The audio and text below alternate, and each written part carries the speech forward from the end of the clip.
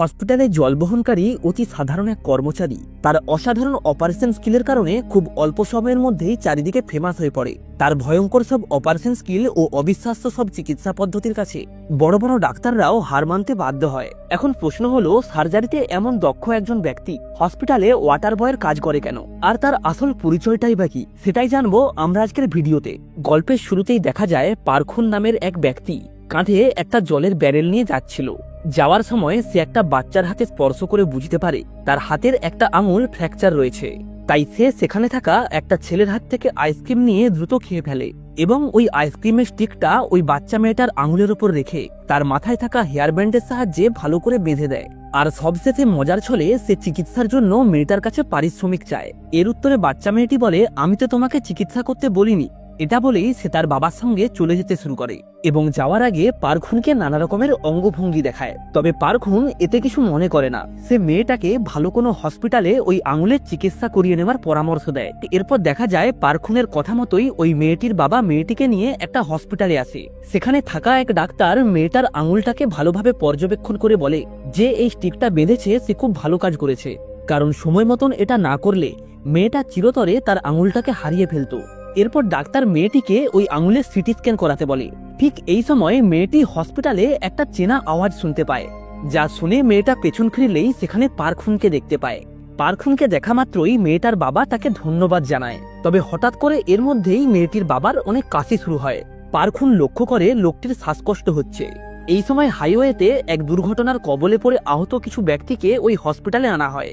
এদিকে ওই বাচ্চা মেয়েটি তার বাবার শারীরিক অবস্থার অবনতি দেখে বেশ চিন্তিত হয়ে পড়ে। সে চাইছিল কোনো এক ডাক্তার তার বাবার চিকিৎসা করুক, কিন্তু ওই হসপিটালের সব ডাক্তাররাই ওই আহত রোগীদের চিকিৎসায় ব্যস্ত ছিল। তাই মেয়েটি কোনো উপায় না পেয়ে জোরে চিৎকার করে ওঠে, যাতে ডাক্তাররা তার দিকে একটু অ্যাটেনশন দেয়। দেখা যায় মেয়েটির চিৎকারের শব্দ শুনে সবাই এক সেকেন্ডের জন্য দাঁড়িয়ে যায় এবং তার দিকে এক পলক তাকিয়ে পুনরায় নিজেদের কাজে লেগে পড়ে। এই সবকিছুই পার্ক দাঁড়িয়ে দেখছিল। ঠিক এই মুহূর্তেই একজন ডাক্তার দৌড়ে এসে মেয়েটিকে জিজ্ঞাসা করে তার বাবার কি হয়েছে। এরপর ওই ডাক্তার যখন তার বাবাকে দেখতেই যাচ্ছিল, তখনই আরেকজন ডাক্তার তাকে সাহায্যের জন্য ডেকে পাঠায়। তখন ওই ডাক্তার তার আরেক সহকর্মীকে ওই মেয়েটির বাবার সিটি স্ক্যান করাতে বলে। সাথে সাথেই একজন ডাক্তার তাকে সিটি স্ক্যান করানোর জন্য নিয়ে যায়। পার্কও তাদের সঙ্গেই যায়। তবে যাওয়ার পথে লোকটি লিফটের ভেতরে জ্ঞান হারিয়ে ফেলে। ডাক্তার ও পার্ক দুজন মিলে লোকটিকে কোনো রকমে লিফট থেকে বের করে আনে। ডাক্তারটি তৎক্ষণাৎ তার চিকিৎসার সরঞ্জাম আনার জন্য দৌড় দেয়। পার্ক মেয়েটির বাবার বুকে হাত রাখলে বুঝতে পারে তার হার্ট অ্যাটাক হয়েছে, কিন্তু সে লক্ষ্য করে ডাক্তার লোকটিকে শুধুমাত্র একটা অক্সিজেন মাস্ক পরাচ্ছে। পার্ক ওই ডাক্তারকে লোকটির হার্টবিট চেক করতে বলে। পার্কের পরামর্শ অনুযায়ী ওই ডাক্তার লোকটির হার্টবিট চেক করে বুঝতে পারে সত্যিই তার হার্ট অ্যাটাক হয়েছে। পার্ক ডাক্তারকে বলে যত দ্রুত সম্ভব রোগীকে সিপিআর দিতে। সাথে সাথেই ওই ডাক্তার সিপিআর দেওয়া শুরু করে। সেখানে উপস্থিত থাকা একটা নার্স লোকটার এমন অবস্থা দেখে দ্রুত ইলেকট্রিক কার্ডিওগ্রাফ নিয়ে আসে। পার্ক রোগীর বুকে ওই যন্ত্রটি ব্যবহার করে কোন রকমে তার স্পন্দন ফিরিয়ে আনে, কিন্তু তা সত্ত্বেও তার তৎক্ষণাৎ সার্জারির প্রয়োজন ছিল। তাই সার্জারির সমস্ত প্রস্তুতি নেওয়া শুরু হয়। তবে প্রবলেম একটাই, সার্জেন্টের সঙ্গে কোনোভাবে যোগাযোগ করা যাচ্ছে না, কারণ ওই সময় তিনি অন্য এক রোগীর সার্জারি করছিলেন। নার্স ওই সার্জেন্টকে খবর দেয় একটা রোগীর খুব দ্রুত সার্জারি করতে হবে, না হলে যে কোনো মুহূর্তে সে মারাও যেতে পারে। তবে এইসব কথা যখন ওই বাচ্চা মেয়েটি শোনে তখন সে অনেক কষ্ট পায়। সে বুঝতে পারে তার বাবাকে একমাত্র পার্কই বাঁচাতে পারবে। তাই সে পার্ককে সার্জারির জন্য অনুরোধ করে এবং নিজের পকেট থেকে একটা কয়েন বের করে পার্কের হাতে দিয়ে বলে, দয়া করে আমার বাবাকে বাঁচিয়ে নাও। বাচ্চা মেয়েটির এমন আর্তনাদ তাকে গভীরভাবে স্পর্শ করে। পার্ক সিদ্ধান্ত নেয় যাই হয়ে যাক না কেন সে মেয়েটিকে সম্পূর্ণভাবে সাহায্য করবে। এরপর সে আর কোনো কিছু না ভেবে সার্জারির জন্য সোজা অপারেশন রুমে প্রবেশ করে। সেখানে উপস্থিত সবাই তাকে দেখে অবাক হয়ে যায়, কারণ কেউই জানতো না আসলে সে কে। কেউ কিছু বোঝার আগেই সার্জারিটা শুরু হয়ে যায়। পার্ক রোগীর শরীরে ছুরি চালায়, তবে অদ্ভুতভাবেই সেখান থেকে কোনো রক্ত বের হয় না। এটা দেখে সেখানে উপস্থিত বাকি ডাক্তাররা বেশ অবাক হয়ে যায়, কারণ আজ অবধি তারা কখনোই এমন দক্ষ সার্জেন্টকে দেখেননি। কিন্তু তারা এটা জানতো না যে ব্যক্তি তাদের হসপিটালে জল বয় সে গত 5 বছর ধরে একটা গোপন গবেষণা প্রতিষ্ঠানে বন্দী ছিল। প্রতিদিন সে কয়েক ডজন সার্জারি করত। সার্জারিতে তার সাফল্যের ভাগ ছিল 100%। এভাবেই একদিন সে যখন সার্জারি করছিল তখন হঠাৎ করেই বিদ্যুৎ চলে যায়। এতে সবাই খুব ভয় পেয়ে গেল। পার্ক তার মনোযোগ হারায় না। সে তার অভিজ্ঞতা কাজে লাগিয়ে অন্ধকারেই সার্জারিটা সম্পন্ন করে। তো যাই হোক, বর্তমানেও সার্জারিটা ভালোই চলছিল। তবে এই সময়ে সেখানে ডাক্তার সোহিউন আসে। তার পার্কের ওপরে কেমন একটা সন্দেহ হয়, তাই সে পার্ককে সার্জারিটা বন্ধ করতে বলে। পার্ক তাকে বলে, যদি আমি এই অপারেশনটা না করি তাহলে তুমি কি এটা করতে পারবে? সোহিউন এত কঠিন সার্জারি করতে সক্ষম ছিল না, কারণ সে একজন ইন্টার্ন। পার্ক যদিও কোনো ডাক্তার নয়, তবে সার্জারিতে তার দক্ষতা অনেক ভালো। সোহিউন অসহায় হয়ে সেখান থেকে চলে যায় এবং অস্ত্রোপচারের পর পার্ককে ধরে নিয়ে যাওয়ার জন্য কয়েকজন নিরাপত্তা রক্ষীকে ডেকে পাঠায়। এদিকে দেখতে দেখতে সার্জারিটা সফলভাবে সম্পন্ন হয়। সোহিউন অপারেশন রুমের দিকে তাকায়, তবে সে পার্ককে কোথাও দেখতে পায় না। এরপর পার্ক যখন সেখান থেকে চলেই যাচ্ছিল, তখন সোহিউন তাকে থামায় এবং কোনো কিছু না বুঝেই পার্ককে একটা থাপ্পড় মারে। তবে তা সত্ত্বেও পার্ক তাকে তার পরিচয় দেয় না। সে বলে, আমার পরিচয় যাই হোক না কেন, আমি যদি রুগীকে বাঁচাতে পারি সেটাই যথেষ্ট।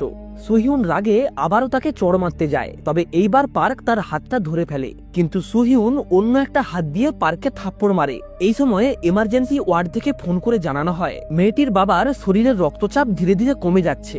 ব্যাপারটা শুনে আশেপাশের ডাক্তারদের মধ্যেও আতঙ্ক তৈরি হয়, কিন্তু এই ব্যাপারটা পার্ক আগে থেকেই অনুমান করেছিল।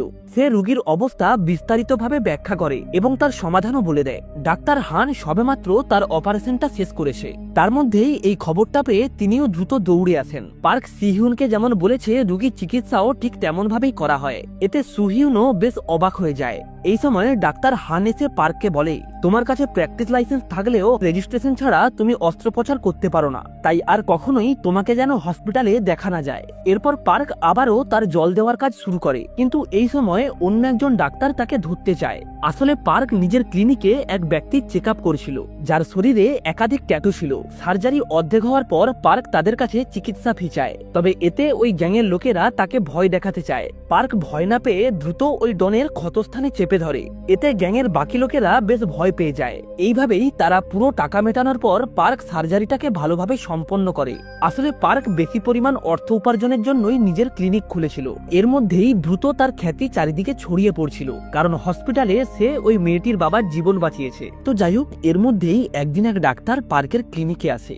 তিনি পার্কের অসাধারণ সার্জারি স্কিল দেখে মুগ্ধ হয়ে যান, তাই তিনি চাইছিলেন যে কোনো প্রকারে পার্ককে তার হসপিটালে জয়েন করাতে, যাতে সে ডক্টর হানের বিরুদ্ধে ষড়যন্ত্র করতে পারে।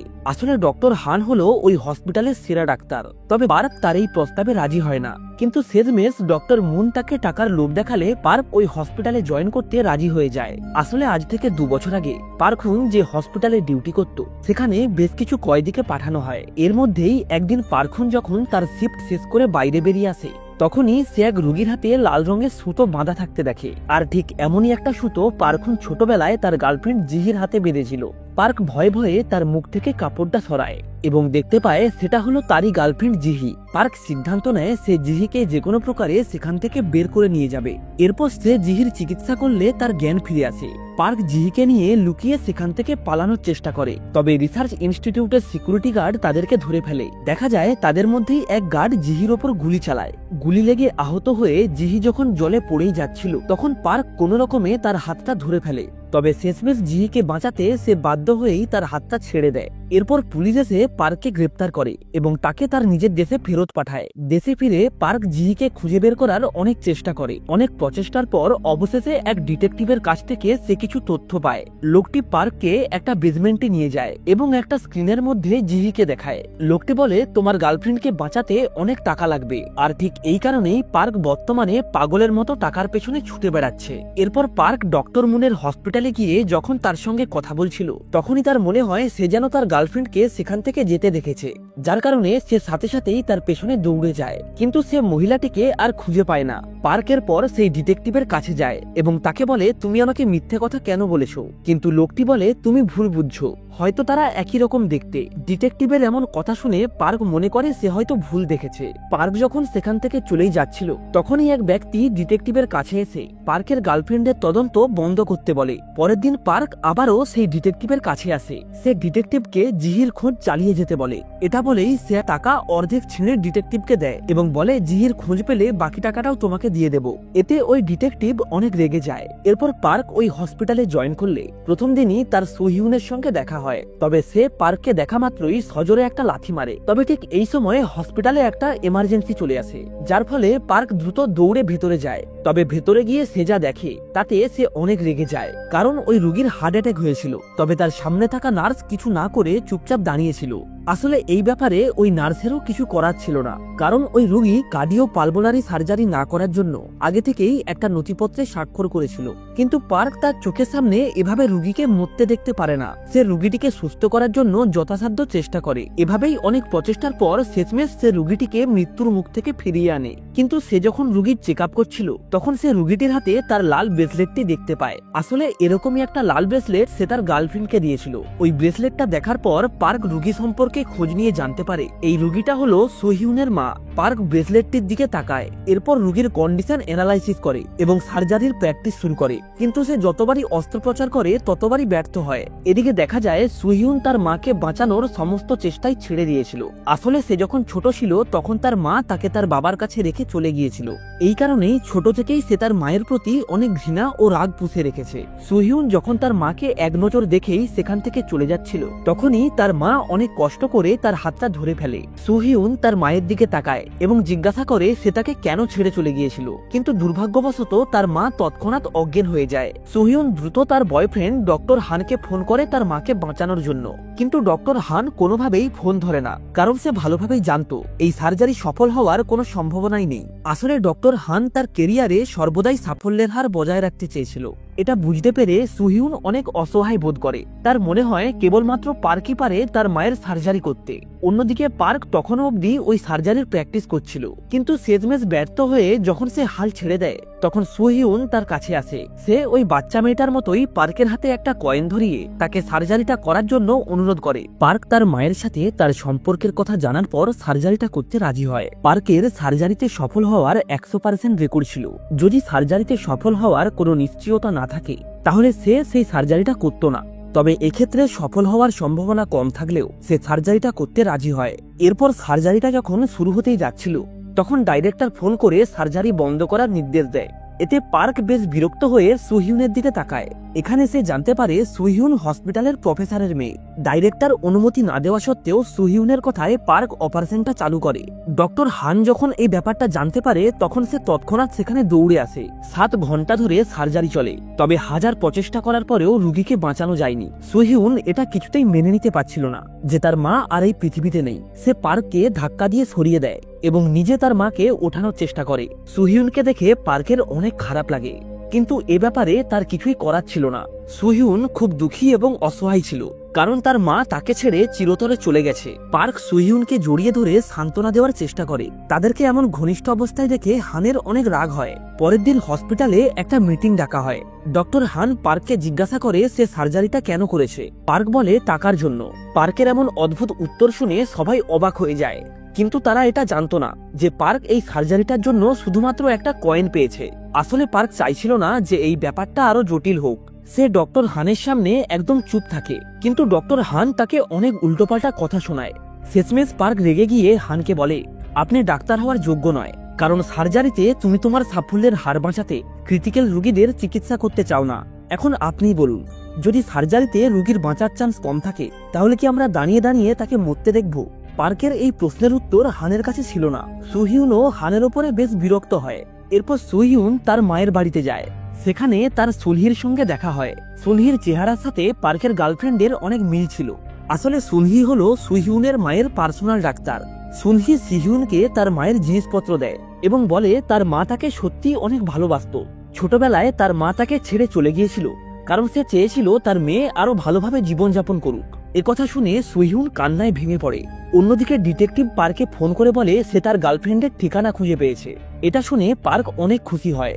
ডিটেকটিভ দ্রুত পার্ককে টাকা নিয়ে একটা জায়গাতে আসতে বলে। পার্ক ও সোহিউন সেই জায়গাতে আসে, তবে তারা জানতো না কালো শার্ট পরা একজন ব্যক্তি তাদেরকে ফলো করছে। এই সময় কালো শার্ট পরা লোকটি হাতে একটা বন্দুক তোলে, তবে তখনই একটা বড় ট্রাক সরাসরি ডিটেকটিভের গাড়িতে ধাক্কা মারে। পার্ক তার চোখে এই ব্যাপারটা বিশ্বাসই করতে পারছিল না। সে দ্রুত ডিটেকটিভকে নিয়ে ক্লিনিকে আসে। ডক্টর মুন এই খবরটা জানার পর তাড়াতাড়ি ক্লিনিকে আসে। এদিকে পার্ক ডিটেকটিভের সার্জারি করতে শুরু করে, তবে সার্জারি করার জন্য তার ক্লিনিকে পর্যাপ্ত সরঞ্জাম ছিল না। তাই সে বাধ্য হয়ে রোগীর শরীরের ভেতরে হাত ঢুকিয়ে দেয় এবং চোখ বন্ধ করে অনুভব করার চেষ্টা করে। ডক্টর মুন এই ব্যাপারটাকে নিজের চোখে বিশ্বাসই করতে পারছিল না। সে কখনো ভাবতেই পারেনি পার্কের চিকিৎসা দক্ষতা এত ভালো। পার্কের প্রাথমিক চিকিৎসার কারণে রোগীও সংকটজনক অবস্থা থেকে বাইরে বেরিয়ে আসে। এরপর অ্যাম্বুলেন্স এসে রোগীকে হসপিটালে নিয়ে যায়, কিন্তু এই সময় কালো শার্ট পরা লোকটিকেও আবার সেখানে দেখা যায়। পার্ক হসপিটালে এসে বেডে ডিটেকটিভকে দেখতে পায় না। সে নার্সকে ডিটেকটিভের ব্যাপারে জিজ্ঞাসা করে, তবে নার্স কিছুই বলতে পারে না। কিন্তু ওই নার্সের আচরণ বেশ সন্দেহজনক ছিল। এই সময় ডিটেকটিভ পার্কে একটা মেসেজ পাঠায়, যেখানে লেখা ছিল সে বিশ্রামের জন্য বিদেশে যাচ্ছে। তাই পার্ক যেন কোনোভাবেই তার সঙ্গে যোগাযোগ করার চেষ্টা না করে। তবে পার্ক তখনই তাকে ফোন করে, তবে সে ফোনটা রিসিভ করে না এবং আমরা দেখতে পাই ফোনটা সেই কালো শার্ট পরা ব্যক্তির হাতে রয়েছে। এদিকে এই ঘটনার পরে পার্ক বেশ হতাশ হয়ে পড়ে, কারণ সে আবারও একবার তার গার্লফ্রেন্ডকে খোঁজার সুযোগ হারিয়ে ফেলেছে। তার মনে হচ্ছিল যেন কোনো এক রহস্যময় শক্তি তাকে তার গার্লফ্রেন্ডকে খুঁজে পেতে বাধা দিচ্ছিল। এরপর সে হসপিটালের সিসিটিভি ফুটেজ চেক করতে যায়। সে আগেও তার গার্লফ্রেন্ডকে এই হসপিটালেই দেখেছিল, তাই ফুটেজ চেক করলে সে বুঝতে পারবে ওই মেয়েটা আসলে কে ছিল। তবে সমস্যা হলো যে কেউ চাইলে তো আর ফুটেজ চেক করতে পারে না, তাই সিকিউরিটি গার্ড তাকে কন্ট্রোল রুম থেকে বের করে দেয়। এরপর পার্ক সুহিউনের কাছে যায়। সুহিউন যেহেতু প্রফেসরের মেয়ে, তাই সে হয়তো তাকে ফুটেজ চেক করতে সাহায্য করতে পারে। দেখা যায় তার অনুমান মতোই সুহিউন তাকে ফুটেজ চেক করতে সাহায্য করে। বেশ কিছুক্ষণ ফুটেজটাকে ভালোভাবে চেক করার পর অবশেষে সে এমন একজনকে দেখতে পায় যার চেহারাটা পুরোপুরি তার গার্লফ্রেন্ডের মতোই। কিন্তু দুঃখের ব্যাপার হলো ভিডিওটা স্পষ্ট ছিল না, তাই তার মুখটা খুব একটা ভালোভাবে চেনা যায় না। তবে পার্ক বুঝতে পারে মেয়েটি এই হসপিটালেরই ডাক্তার। পার্ক সুহিউনকে ক্লিনিকে নিয়ে যায় তার গার্লফ্রেন্ডের ছবি দেখানোর জন্য, কারণ সুহিউন হসপিটালের সমস্ত ডাক্তারকে চেনে। সুহিউন মেয়েটার ছবি দেখা মাত্রই বেশ অবাক হয়ে যায়, কারণ ওই মেয়েটা ছিল তার মায়ের প্রাইভেট ডাক্তার সুনহি। তারা তৎক্ষণাৎ হসপিটালে আসে, তবে সিনহিকে কোথাও খুঁজে পায় না। ঠিক তখনই পেছন থেকে একটা চেনা কণ্ঠস্বর ভেসে আসে। আর এর সাথেই সিরিজের প্রথম পর্বটা এখানেই শেষ হয়। ভিডিওটা ভালো লেগে থাকলে অবশ্যই একটা লাইক করে চ্যানেলটাকে সাবস্ক্রাইব করে রাখবেন। তাহলে আজ এই অবধি, দেখা হচ্ছে নেক্সট ভিডিওতে এই সিরিজের দ্বিতীয় পর্ব নিয়ে।